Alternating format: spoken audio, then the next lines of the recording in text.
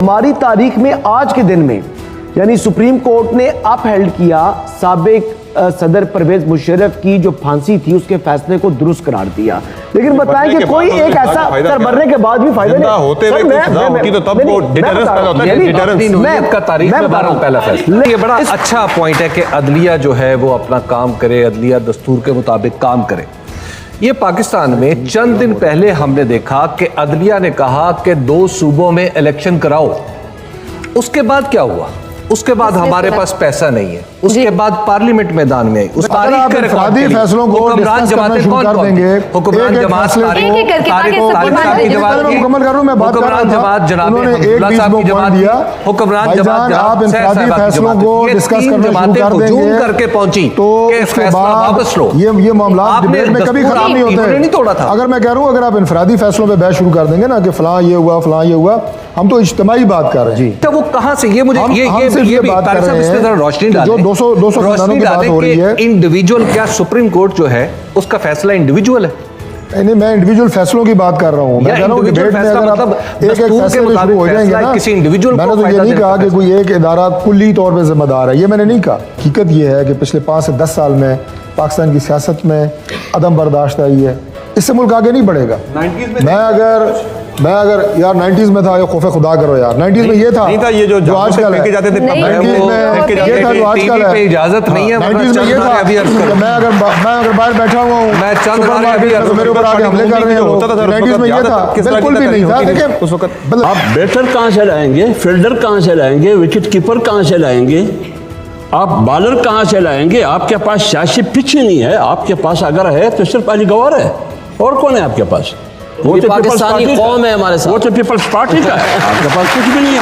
वो देखें ये यूथ है। 12 अक्टूबर 1999 मुशर्रफ की मार्शल्लाह की हिमायत आपने की। सबसे पहले सबसे ज्यादा दौरे इक्तदार अगर किसी पार्टी का है तो वो मौलाना का है। सिर्फ 7 साल। सुन ले सिर्फ 7 साल। नहीं सिर्फ आप 7 साल। सिर्फ 7 साल। नहीं आप फ्रंटियर आप बात करें, साबित करें। सुन ले ना, सुन ले।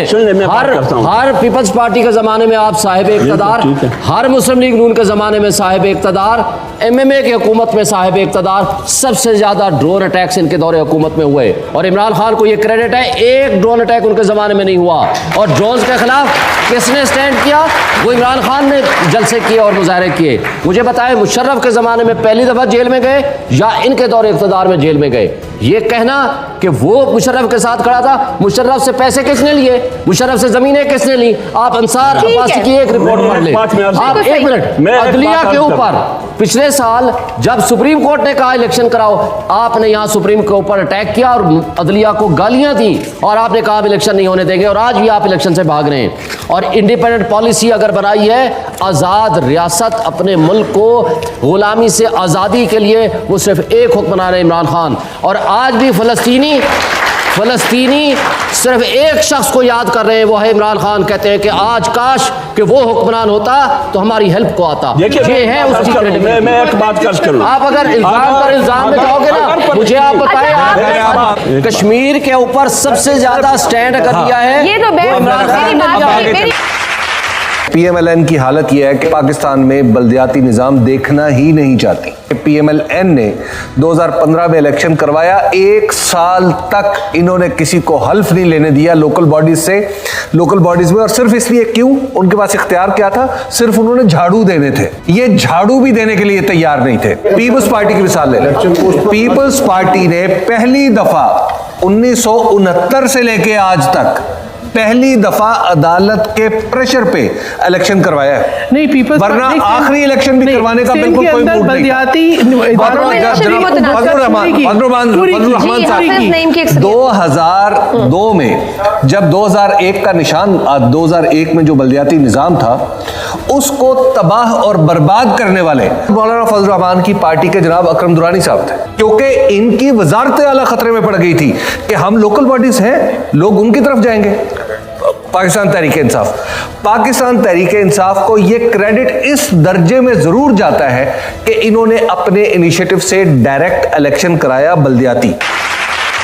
सबसे पहले तो फ्री एंड फेयर इलेक्शन होना चाहिए, कॉन्फिडेंट गवर्नमेंट होनी चाहिए और फिर वो हमारे सामने आके प्लान पेश करेगी ताकि हमें भरोसा भी हो उस पर। तो इस वक्त सबसे बड़ी ज़रूरत है भरोसे की बहाली।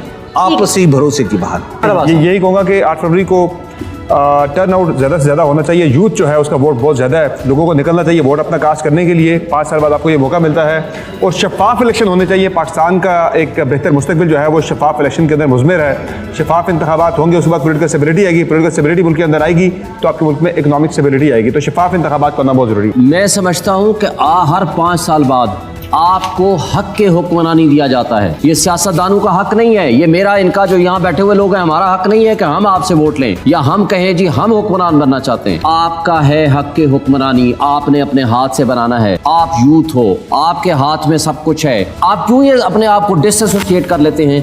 जब अपने आप को सियासत से डिसएसोसिएट करेंगे तो आपसे गलत लोग हक के हुक्मरानी लेकर आपके ऊपर हुक्मरानी भी करेंगे, जुल्म भी करेंगे, तशद्दुद भी करेंगे। जानबूझ के साजिशें हो रही हैं कि जवानों को प्रोसेस ऑफ इलेक्शन से आउट किया जाए, इसलिए वर्करों पर जुल्म होता है, इसलिए चार दीवारी की पामाली होती है। आप अपने हक के हुक्मरानी को समझें, आपका वोट एक ताकत है। आप जाएं, वोट डालें जिसको आप पसंद करते हैं और अपने में से आप बंदा मुंतखब करें जो आपको ट्रू सेंस में रिप्रेजेंट करे, और तभी आपके मसाइल, पाकिस्तान के मसाइल, हम सब के मसाइल हल होंगे जो इससे पहले डिस्कशन में आए हैं। इसलिए आप इलेक्शन डे पे बाहर निकलें और पहरा दें और 8 फरवरी को इलेक्शन को फ्री एंड फेयर बनाएं। जो गलत कर रहा हो उसके खिलाफ आवाज भी उठाएं और रास्ते की रुकावट भी करें।